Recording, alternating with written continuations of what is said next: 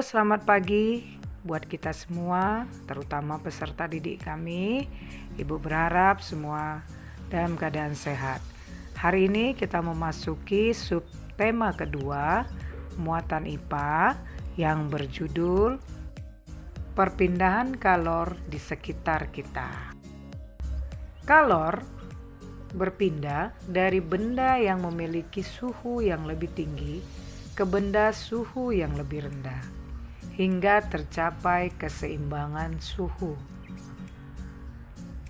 Dengan demikian, perpindahan kalor terjadi pada benda-benda yang memiliki suhu berbeda agar suhunya menjadi sama atau seimbang. Cara perpindahan kalor benda ke benda lain tidak selalu sama. Maka kita akan mempelajari bagaimana cara perpindahan kalor kali ini. Mari kita perhatikan. Ada 3 cara perpindahan kalor, yaitu 1. Konduksi adalah perpindahan kalor tanpa disertai perpindahan zat perantara. Contoh, kita perhatikan contoh ini. Apakah kamu pernah melihat peristiwa ini? Iya, pasti kamu pernah melihatnya. Yaitu tutup panci akan terasa panas saat panci digunakan memasak. Kalau kita perhatikan perpindahan kalor secara konduksi tanpa disertai zat perantara, tetapi kita merasakan ada panas pada panci. Anak Ibu, yuk kita lihat bagaimana itu perpindahan konveksi, radiasi, konduksi. Ini namanya perpindahan konduksi. Perpindahan kalor tanpa zat perantara. Kenapa dikatakan tanpa zat perantara? Tidak ada yang berpindah. Contoh, kalau saya pegang sendok ini, anak Ibu, apa yang terjadi pada tangan saya? Ya, panas. Ya, anak Ibu, ini saya akan pegang, ini panas. Kenapa? Karena inilah namanya perpindahan kalor tanpa disertai zat perantara. Tidak ada yang pindah. Hanya perpindahan dari suhu yang tinggi ke tempat yang rendah. Konveksi adalah perpindahan kalor melalui perantara, di mana zat perantaranya ikut berpindah. Contoh, nah kita lihat ini ada peristiwa angin darat dan angin laut. Apa itu angin laut? Adalah angin yang berpindah dari laut ke darat dan terjadi pada siang hari. Sedangkan angin darat adalah angin yang berpindah dari darat ke laut dan berpindah saat malam hari. Apalagi contoh konveksi yang lain banyak anak Ibu. Nanti kita akan lihat di percobaan ya.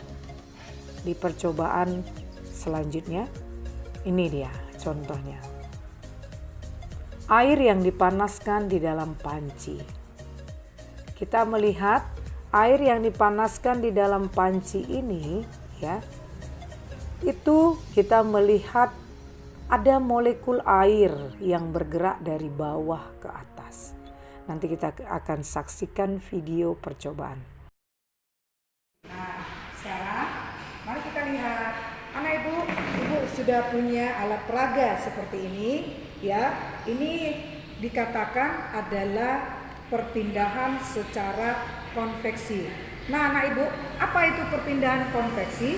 Perpindahan konveksi adalah perpindahan kalor melalui perantara, di mana zat perantaranya akan berpindah.